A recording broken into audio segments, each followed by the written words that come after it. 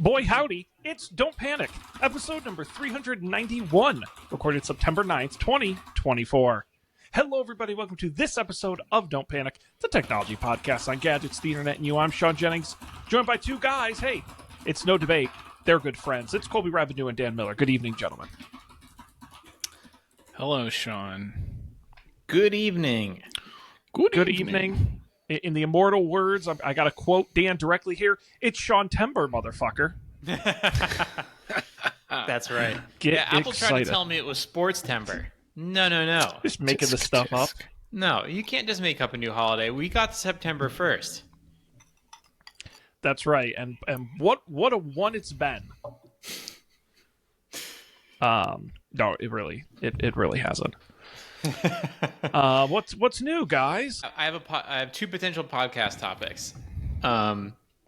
One I think will actually they're both somewhat related to each other. So I got a new job, or I will be starting in a new job, and consequently will be leaving my current job, and consequently will be losing access to this laptop that I have. So I wanted to do some programming, so I got a new laptop, which is the Framework laptop, the build it yourself Framework laptop, which has a currently half-broken installation of Linux on it, as you do. But yeah, no, it was pretty cool. It shows up disassembled in this box, but it's disassembled in that you have to click the lid together. I think it comes with the motherboard in the bottom case. And then you put the top on the bottom case with the keyboard. That's the hardest part because the cable that connects the keyboard to the motherboard is not very long. You have to do this little thing. And otherwise, or did I have to hook I guess I had to hook the lid up to the motherboard as well, and then snap that on.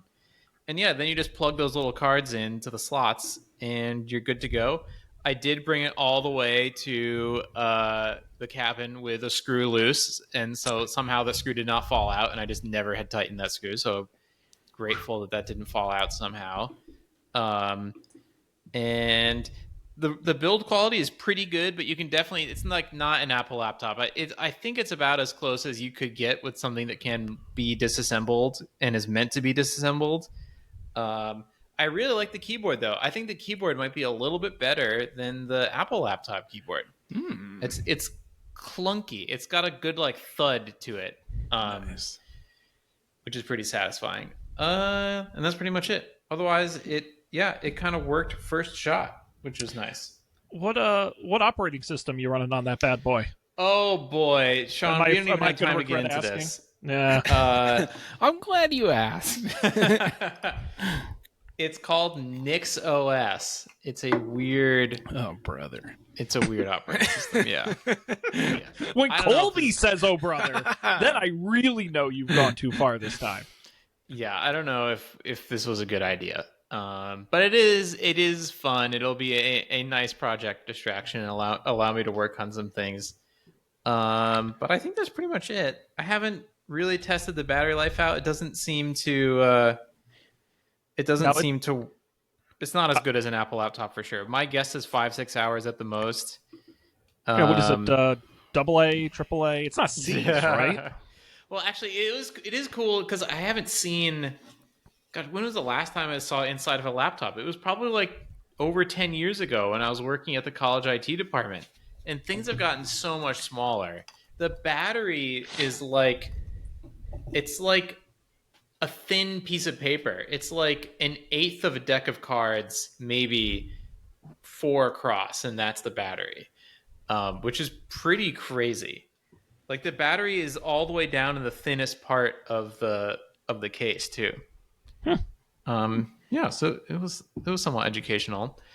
Yeah. Any framework questions? Sean, would you ever get a framework laptop? So no. What the cool thing is, they claim, and they have done this now twice, that any part can be swapped out. So originally it was just a 1080p monitor, and now they released a 4K monitor, and anyone who's bought a framework laptop can buy the monitor and upgrade the display. What's really turned me around on I don't want to customize anything. That's why I don't use Windows. That's why I don't use a desktop. I'm just like over it. Maybe I think my iPhone's really spoiled me, and that it just always works. Like my phone's never crashed, like ever, not once, which is pretty impressive. The thing is, I've learned trade-in value of Apple products makes up for the replaceability. Because when I can take a laptop that's 3-4 years old and they'll give me half the value back, that's great incentive to upgrade to something newer. And then they recycle it or throw it in the landfill. I don't really care. But to me, when you do that on the phones, you do it on the iPad, you do it on the MacBook, that's, to me, a better ecosystem than buying individual parts and upgrading it yourself. That's what happened with my last desktop, was I wanted to upgrade it, but the motherboard was too old and nothing was compatible, so I would have had to have ripped the whole thing apart. So that's kind of... But I do want to say, love the fact that people still tinker with stuff. I think that's super cool. I'm not just saying that. I actually do think that's a neat idea. I'm glad you're doing it. Not for me. That's fair. Yeah, we'll see how it works out. Which size laptop did you get? I got the 13-inch one. The 16-inch one seems compromised. It seems like it's really built for like gamer computer laptop. Why But the so? 13 is a nice package. Nice. 13 is like the perfect size laptop in my opinion, because I have a 16-inch MacBook for work, and that thing feels like a behemoth. It's one of the old Intel ones. Feels like a behemoth. Yeah. I love the 13-inch. Yeah. Nice. And related to this, to the new job at least, is as part of the new job, I get a $1,000 home office budget. And I do not know what to spend it on, because I have all of the things you would need for a home office typically. I have one nice monitor. I guess I could get another one. I have a standing desk that moves up and down. I have a nice office chair. I have a cool microphone. I have a cool keyboard.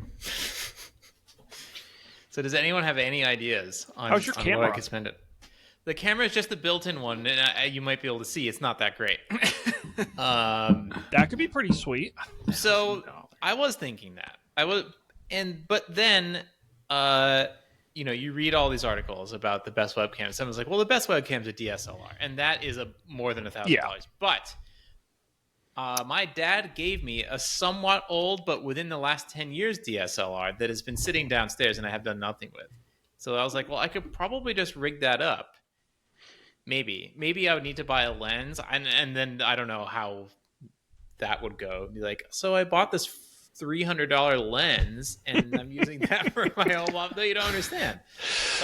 But that is an idea. Well, and there are, especially now, some really good webcams with incredible optics. They're really putting good lenses in these things now. So I would definitely. Do you have a recommendation? I don't, because I'm too cheap. It's not my. If it weren't my money I was spending, I think this one I'm using now, I only got a year or two ago. I finally upgraded from my zillion-year-old one. I think this one was like in that 99, 129 range. I think it looks really good. But if you go up to that 250, pushing 300 range, there's some really, really great options. Yeah. The other thing I might ask, Dan, is I love taking calls on speakerphone. I hate wearing headphones while I work. Would you potentially purchase a speakerphone? A nice speaker? No, come on. Like a Cisco speakerphone. Actually, Microsoft makes one that is for Teams. That's awesome. I love it. It's a little one. It's USB-C. It's got the microphone in it. It's got the speakers in it. It's got a mute button on it. It's awesome. It's maybe one of my favorite Office gadgets. Now, of course, the whole office, I'm the loudest man alive, as you two know. So really, even with my door closed, everyone hears everything, but I do it anyway. Probably not, given that I co-work from home. But I don't know. I mean, I've never tried it. It has literally never occurred to me to take any sort of call without headphones in. I guess I could try it. Do you know? Let me try it right now. I'm just kidding. Do you know what communication software your new company uses primarily? No. Okay. I'm going to guess Slack. Okay. I was going to say, I know Teams, maybe others. You can Teams in VR. You should expense a headset, a Quest headset, and then you can like take all your meetings in virtual reality. Now that's a good idea. When we did that one meeting, I was actually pretty sold. If some company that I joined gave me a headset, I would use it for like an hour-long meeting. I would totally use it. If it's like a brainstorming session, absolutely. So yeah, that's interesting. We'll wait and see. I don't think anyone's better on earth than me at buying useless gadgets you don't need. So anytime, Dan, you have money to burn, just ask. I'm happy to help. Yeah. You can get like books. You gotta sure. have a I was wondering, where is the line for home office drawn? So one thing I was thinking is like, well, I could get more coffee making supplies. Does that count as home office? So that's the only other thought I've had. You could get a espresso maker or something if we're throwing around $1,000. Exactly. New grinder, espresso maker. And yes. Well, it's wellness, right? I mean, companies are all about employee wellness now. Like, could you get a massage? Productivity. Well, there is a separate wellness thing that is some number of dollars per month and does not accumulate. So that one's trickier to use for big ticket items. Yeah. So webcam, coffee, VR headset. You know what you could do? You should expense what these fancy offices now with all the open workspace that everyone hates. They have those like soundproof booths where you can go in and work. You could take your speakerphone calls, get one installed in your house. Yeah, and then you could just go in there and take your calls, and you'd be a nice coworker in your home. Did I tell you about the last WeWork that I was at my last company? They had installed these custom built, I think. They appeared to be custom built. There's no branding on them. Soundproof booths with these little. The thing I'll always remember is on the top they had these like desktop PC case fans to like so you didn't die of carbon dioxide poisoning or whatever. And a couple days in, they all got wrapped in caution tape because they were like filled with asbestos or something like that. I forget what it was. They were like actually toxic. They were uninhabitable. And then they just sat there for months, and then they had to rebuild them with some other material or something. It was the whole. I've got to stop pitching ideas. I've got all night. How's your internet in your backyard? Yeah, so this was another thing I thought of. My internet is limited by my ability to structurally affect my walls. What I need to do is install the internet this way on the ceiling, because all of the cables are on this side and all the Wi-Fi is pointing this way. And so if you're on the far side of the house, it's not great. So I was like, well, could you wire a room for Ethernet and use that as your home office budget? And then no one has to know that actually this home was already wired for Ethernet. I'm just getting someone to run it through the ceiling and put it over there. I like that idea. That's a winner. Yeah. There you go. It's probably more than $1,000 if I had to guess. You go a little over budget. What are they going to do? You know? Yeah. But okay, that's another good idea. Thank you. Well, and if anyone out there has any ideas, you can email us, don'tpanicshow@gmail.com.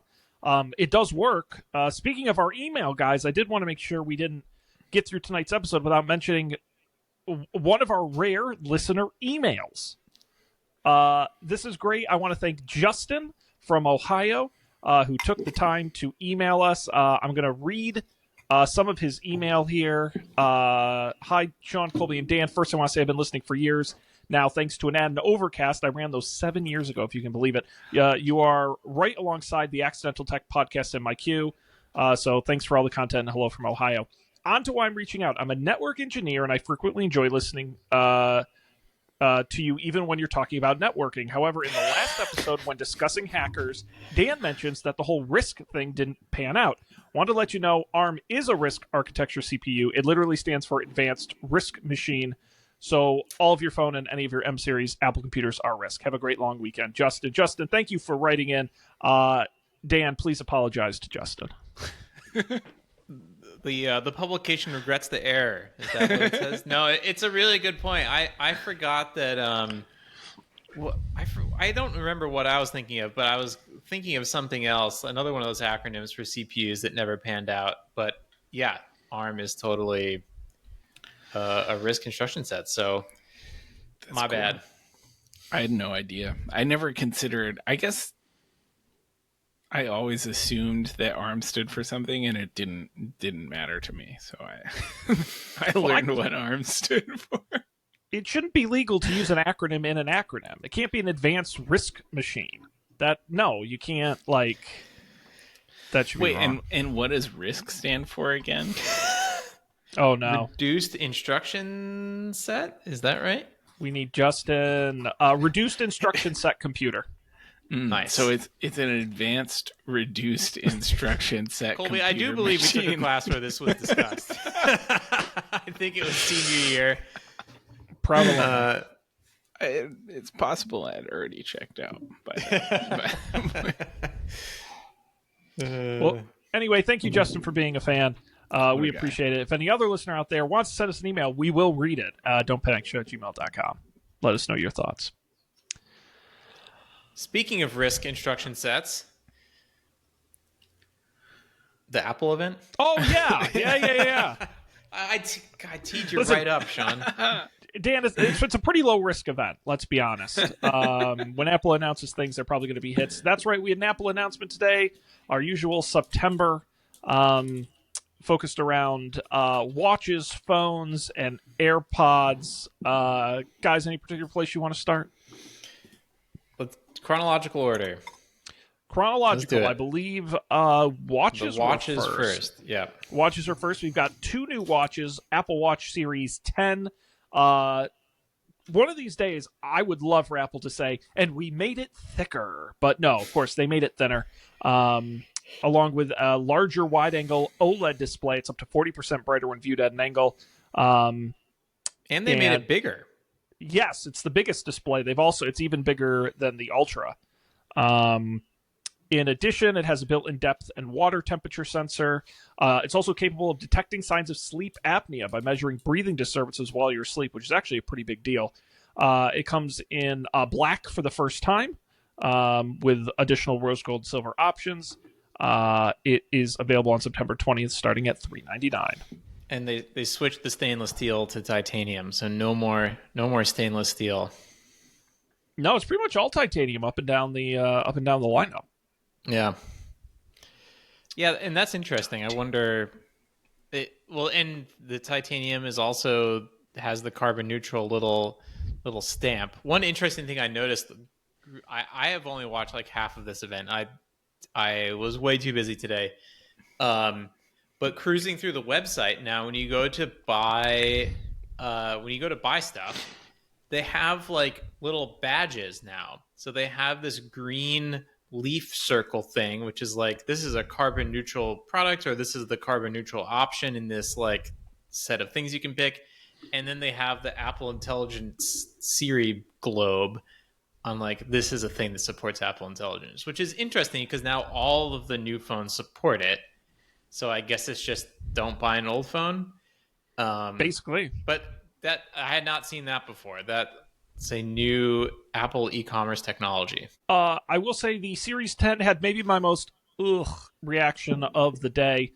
You can now play audio, like music and podcasts, right out of the speaker on your watch. Congratulations, you're now the most annoying person on planet Earth. But here's the thing. Your phone can probably play audio louder. So that's true. I who don't know has how one of these has a distracting. phone. That's true. Well, that was the whole thing. They're like, and now you can listen on your watch for when you forget your AirPods. And it's like, when would I ever do that? But I guess more power to them. I might do it when I'm walking around the house and no one's home and I'm just doing stuff. Sometimes I play a podcast from my phone when I do it that way. But then I always have to put AirPods in before I go outside. Right. I'm constantly wearing them in the house. Yeah, we'll talk about some AirPods updates. Yeah.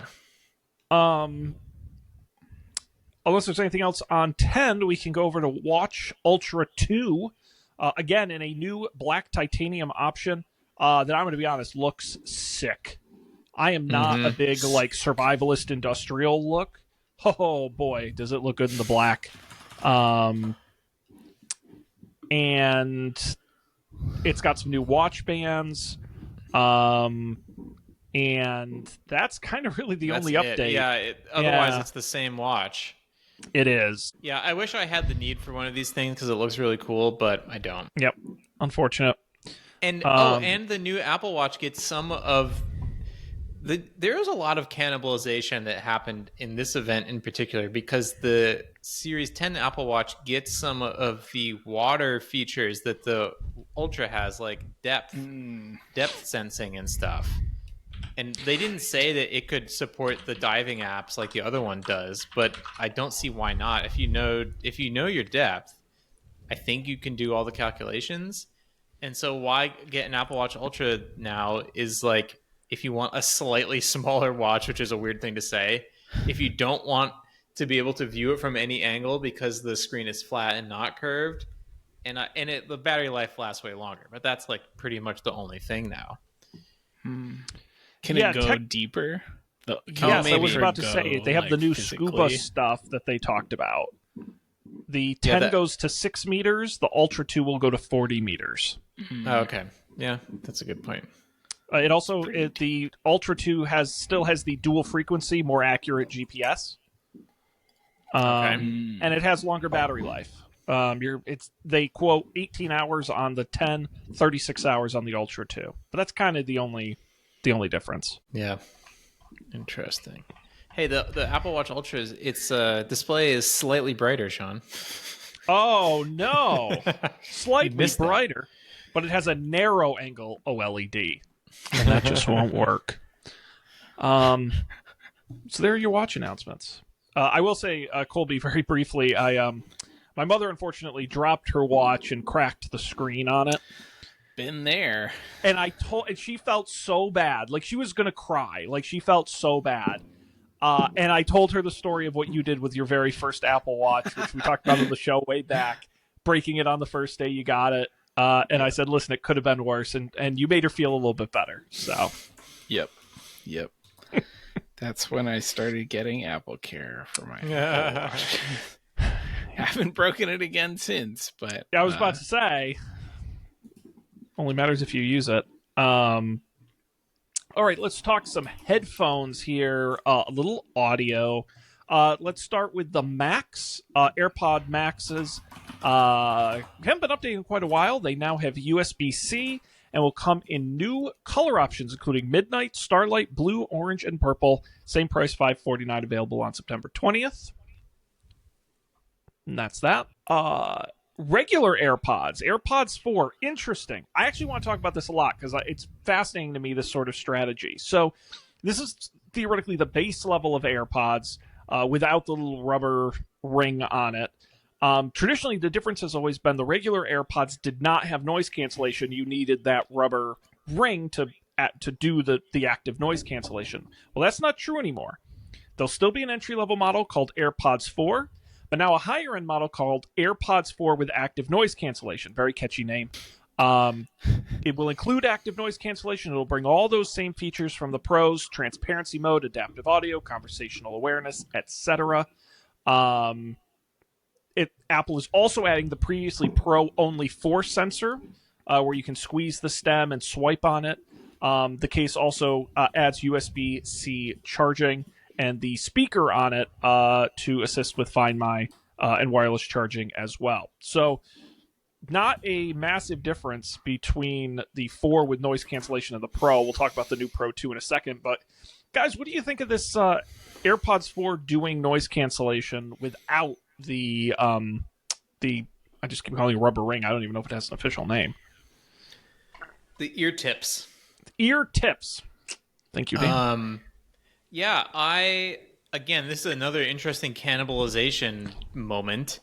I hate the ear tips. I use them because the AirPods Pro are so good. And if we can go back to the AirPods Max for a second, because they have adaptive transparency and a bunch of other features that the AirPods Max, my preferred headphone, do not have, which is why I'm upset. Though I didn't get a chance to jump in fast enough, that they didn't update the AirPods Max at all. And I see people wearing them all the time. You walk in an airplane, tons of people are wearing AirPod Maxes. They're wearing them on the street.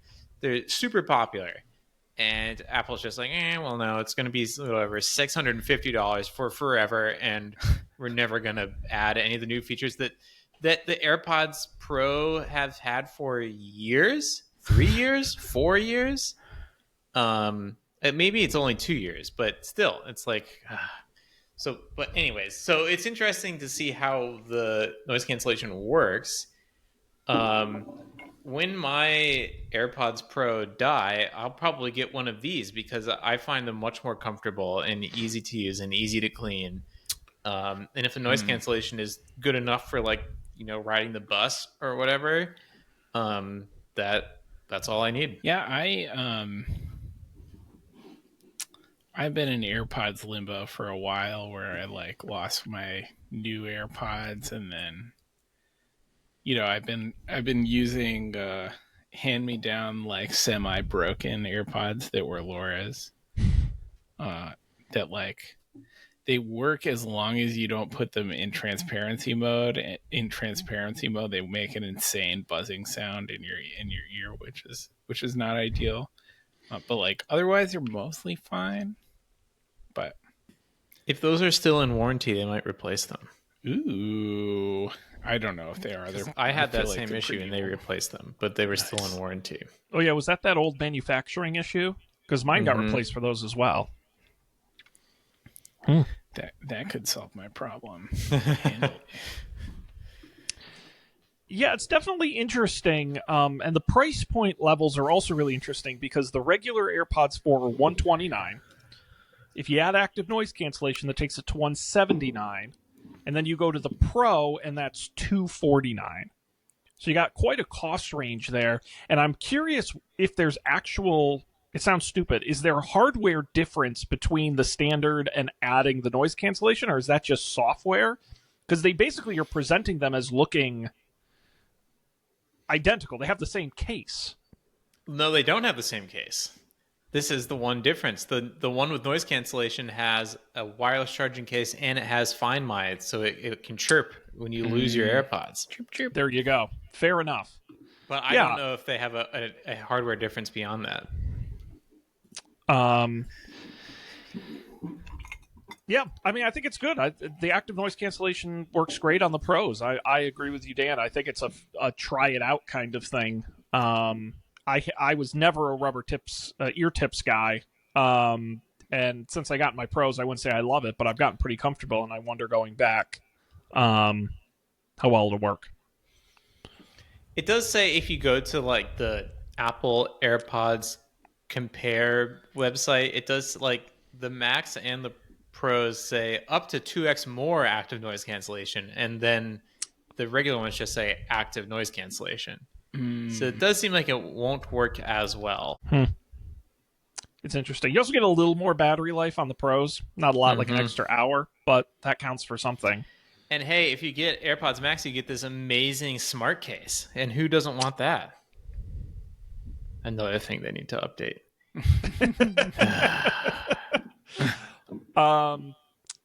The one other thing I want to point out, AirPods Pro didn't get any hardware updates, but did get an interesting new feature that'll be exclusive to the Pros. Hearing health updates. There's 3 of them. First, there is hearing testing. So it will actually run a hearing test. It takes about 5 minutes, and you'll basically, it's like if you've ever had a professional hearing test before. They'll just play different tones at different frequencies and different volumes, see what you can hear and not hear, and then they'll chart it out and put it in your Apple Health. There's also going to be automatic hearing protection mode that'll automatically be turned on to reduce noise in loud environments like concerts and at your job potentially. And then the last thing, this is pretty darn big.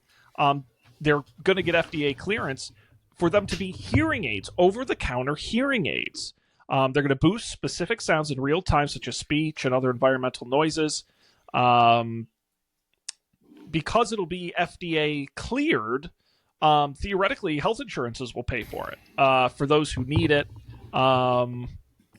and be an affordable option for over-the-counter hearing aids. So a big medical update for the pros. That's pretty interesting. Yeah, I'm interested to take the hearing test. Maybe I have hearing loss. But what was the statistic they threw up? With something like 80% of Americans don't have their hearing tested. It was like a crazy. I was just listening to it before this. It was like 70% of people who have hearing loss don't have any compensating device at all. Yes. Which is Maybe crazy. There's another statistic, though. Yeah. I mean, hearing aids, up until, I don't know how many, 3-4 years ago, something like that, you couldn't buy them over the counter. You needed a prescription. And now that they're available over the counter, it's been a growing market, but they're still very expensive. And boy, I just think about how many hearing challenged Americans probably have an iPhone. I mean, it's got to be a huge crossover. And for such an approachable, easy to set up, easy to obtain, relatively cost affordable device, I mean, I think that's huge. Yeah. Yeah. Super cool. Yeah, so I think I'm curious to see what the uptick will be on that, assuming FDA clearance. Any other thoughts on the audio devices here, guys, before we move on to the big boys, the cellular telephones? Cellular telephones. Just update the AirPods Max for real. Come on. Come on. Well, it's like, whatever happened to Beats?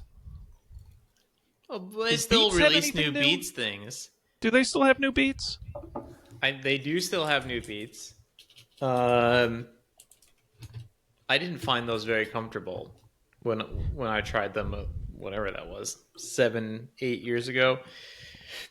The Beats did release iPhone cases today. Did you see that? I did not. What's new with those? Well, they look kind of like the regular clear case, but it supports all the new iPhone features. Oh, I didn't okay, I saw this, but I didn't realize they were Beats branded. That's weird. Yeah. What's so Beats about them? They didn't appear to be Beats in any way. They don't even have like a Beats logo on them or anything. No. Oh, there's a Beats logo on the inside, and then there's it says Beats on the side of it. Oh, the little B. It's very subtle. Well, look at that. That's funny. They're nice looking cases. Different colors, I guess. I like the purple. Yeah, the purple's nice. I like the Summit Stone. Summit Stone. Type blue. Well, the question is, what are you going to put in that case? How about a brand new iPhone 16? It's here. I'm going to go through a bunch of the different updates, all kinds of refinements, new A18 chip, increased battery life, the action button, previously only on the Pro, is now coming to the 16. They've added satellite messaging, satellite text messaging, assuming your provider supports that.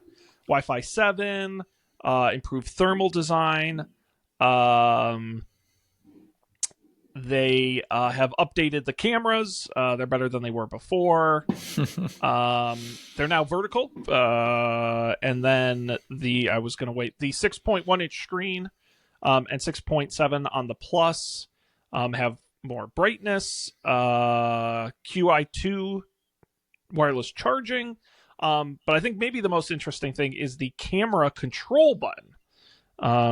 It is a new physical button on the side, sits flush with the case, and allows swipe and tap gestures for camera control to both take the pictures but also interact with the camera app and theoretically other apps as well, which was pretty neat. I think it will come in 5 colors: pink, teal, blue, plus white, and whatever the dark one, gray, starting at $7.99, available on the 20th. So another example of cannibalization, like I saw a bunch of people online posting like, okay, what's going to be in the Pro phone then? Because the Pro phone has typically always, I don't know if always had a physical difference, whether it's another camera, which I guess it has one other camera, but it's always had that, and or like an action button or the dynamic island. Or did they move the Pro to USB-C first? No, I don't think so. I think that was all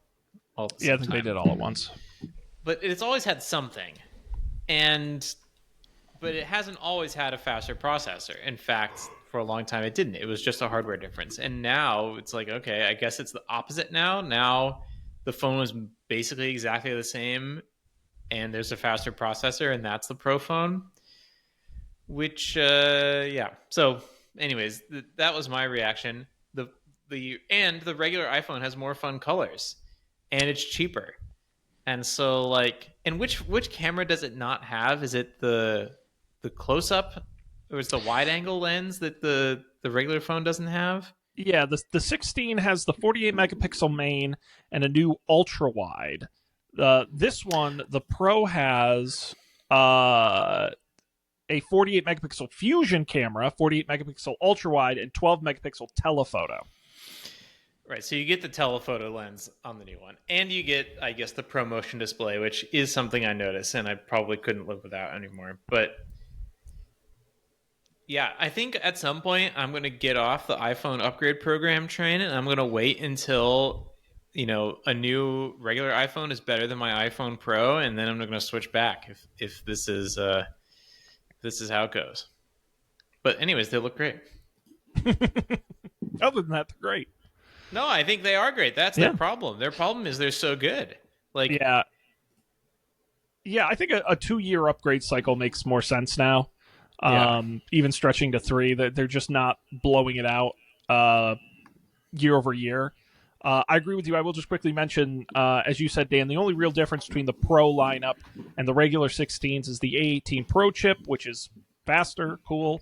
It does have the third camera. Annoyingly, still in that triangle lineup. I was hoping they would go 3 vertical, because I think that bump out's just too big. But that's just me. 4K video at 120 frames per second. Apparently, with this phone, even you could make a music video with The Weeknd. Improved microphones. They say great battery life. And yeah, you're right. That's basically your. And then the colors, which you have black, gray, lighter gray, or brown gray.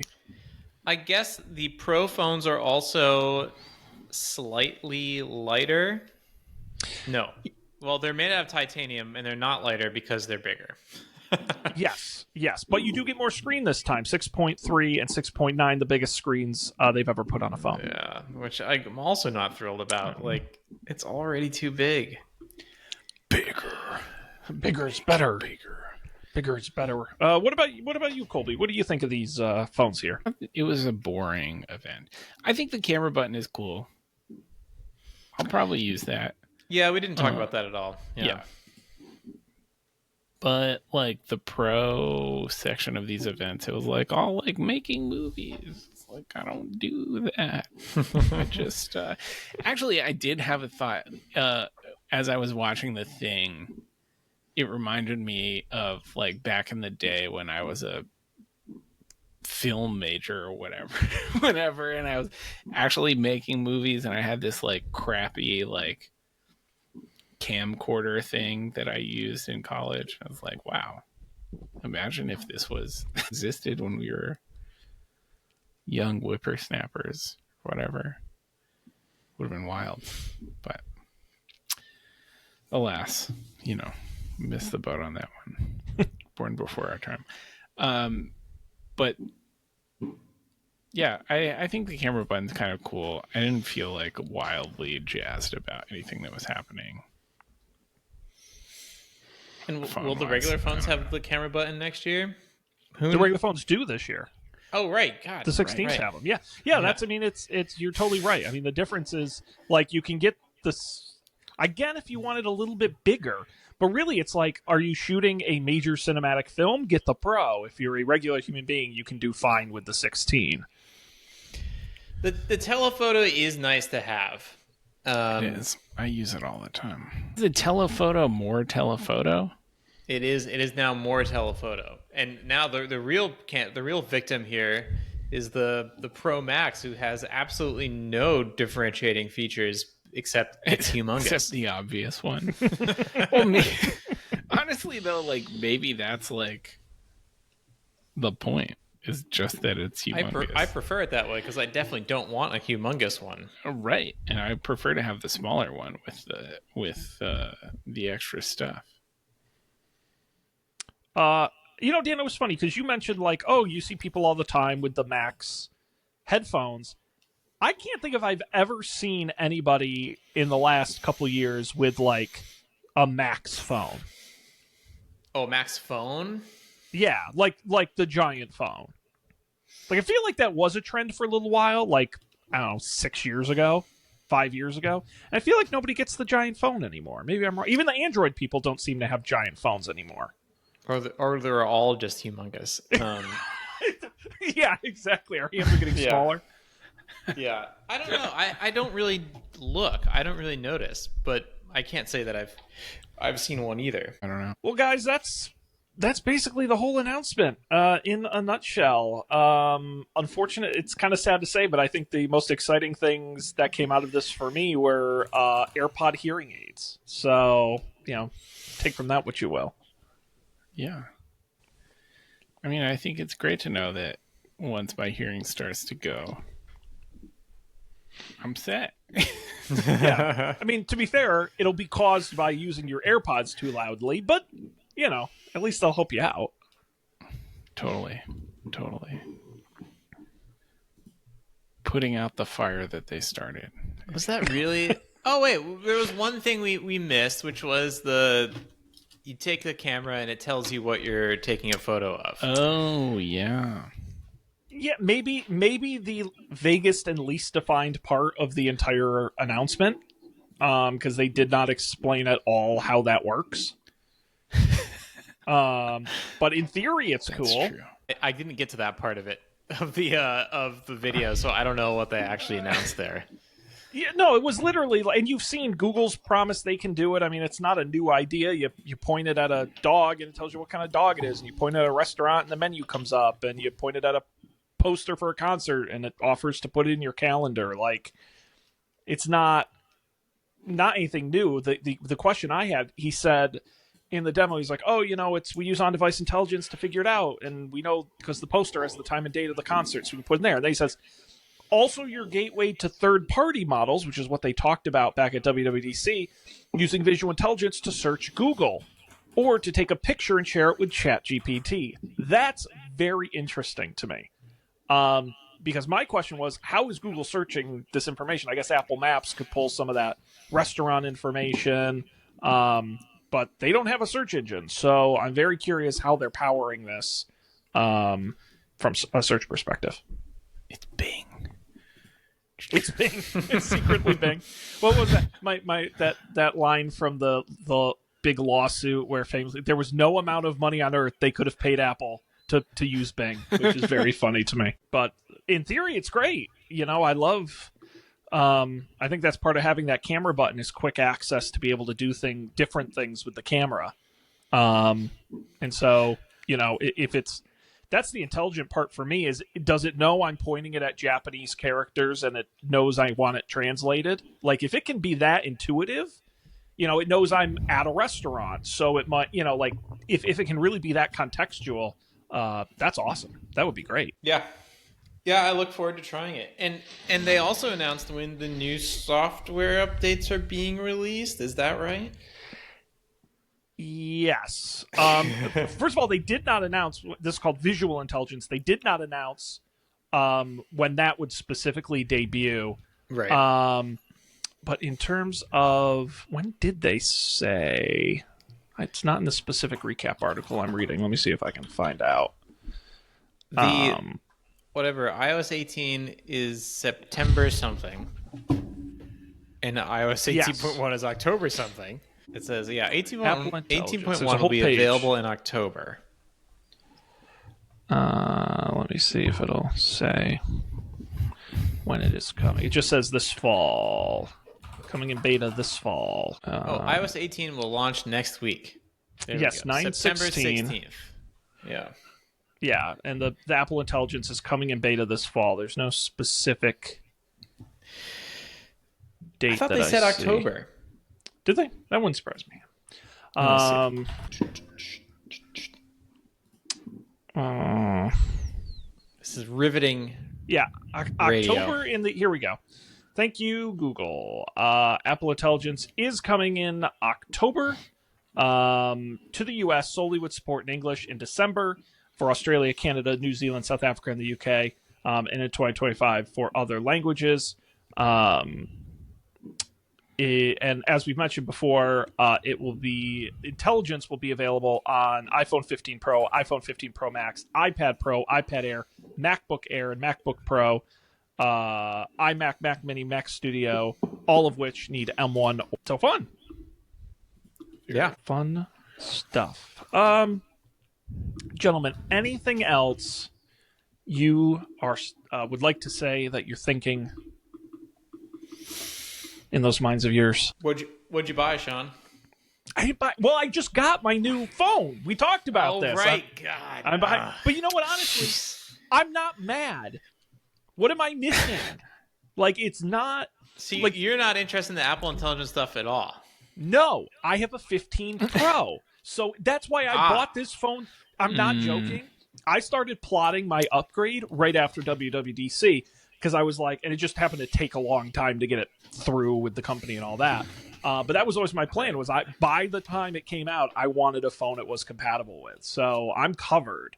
Okay. If I weren't, I would consider an upgrade because to me, I think that is a feature worth getting, up to a level that supports it. I think it could be at least fun, if not useful. But no, other than that, I still have no interest in owning an Apple Watch. I'm thrilled I don't own one. I don't want one. My AirPods work great. My Mac is working great. I love my Apple products. It's great. So I don't know if you guys are up for any upgrades. I'll probably continue down the upgrade treadmill that I've been on for so many years. Yeah, I think this will be my last year on the upgrade treadmill. Our Apple Watches have been dying, and they're also the way that we access our house. So I have been feeling the pain there. But no new AirPods for me. When my regular AirPods die, which I use for most of the time, actually, I will like I said, I will replace them, but they're not dead yet. But they'll die eventually. Well, like I said, if anyone out there is looking to upgrade, trade-in values are really good right now. The trade-in value for this watch is $25. Well, not for everything. But I did the math so when I bought this new phone and I was setting up the plan, the upgrade plan was an option, and I did the math in my head, and based on trade-in value, you can upgrade every 18 months. Just using the trade value to pay off the previous phone, and then you go to the next phone. So you don't necessarily need a special plan anymore. So yes, the advantage of the trade-in plan is you get Apple Care with it. But otherwise, yeah, you're right. Well, if we're on topics, guys, I do have to ask. We won't get into the details. Have you watched Johnny Mnemonic yet? No, but I have a flight coming up tomorrow. Excellent. I totally forgot. So I watched it, and boy, you gentlemen are in for a treat. This thing is bonkers. It's gonna be a lot of fun. I'm excited to talk about it. I of course do have to talk about it. Is Sean Tember. Mark your calendars. It is Sean Tember. It's happening over on Up for Debate at upfordebate.tv. We've already published our first episode of the month, previewing what we have coming up. And guys, would it shock you to learn Matt threw me a curveball for our first official Sean Tember episode? He messaged me right before, an hour before. He said, "Oh, Sean, I'm so sorry. I forgot. I have my fantasy football draft tonight." And I'm like, "Well, okay. It's kind of not great that you forgot that." He goes, "Well, I'll just do it while we're doing the show." God bless you, Matt. That's very sweet of you to say, but no. So instead, we did an audible in football terms. And the whole episode was Matt and I co-drafting his team live on the show, and it was a blast. I won't spoil who we drafted or how we ended up, but it was a lot of fun. If you're a football fan or just interested in fantasy and how that works, I recommend checking out that episode. It was great. And then next week we will be talking tea, and I've already bought the tea. I've got my carafes. We'll be taping that this week, so it's a great one. You should check it out wherever you get podcasts. Is this a fantasy football draft with money involved, monetary earnings? Do you get a cut of any such earnings? You know, the fool I'm just such a nice, naive guy. I didn't even ask. I was willing to give my services for free. Now, you might learn at the end, we might have drafted a very bad team. So maybe my help, and I will say we had, for the first time on the show, my mother, who is a huge fantasy football fan, was watching the live stream and texting me with her opinions throughout the show. So she got her say in as well. So it really was a nice time. I recommend the video version. We have the draft board up. You can see all the players as they're coming and going. It's a great one, so definitely check that out. But that's going to do it for us. Don'tPanic.io is our website. You guys should check it out. All the audio and video of the episodes are there. And, of course, subscribe wherever you get podcasts. Just look for Don't Panic. We're on all the major platforms. And, of course, you can get a hold of us, just like Justin. Don'tPanicShow@gmail.com. Shoot us a note. We will read it. Or at least I'll read it and put it in the Slack for these guys to read. And we would love for you to do that. But we're going to end it here. So on behalf of Colby and Dan, I'm Sean. We appreciate you guys being here. We're going to see you next time for another great episode of Don't Panic.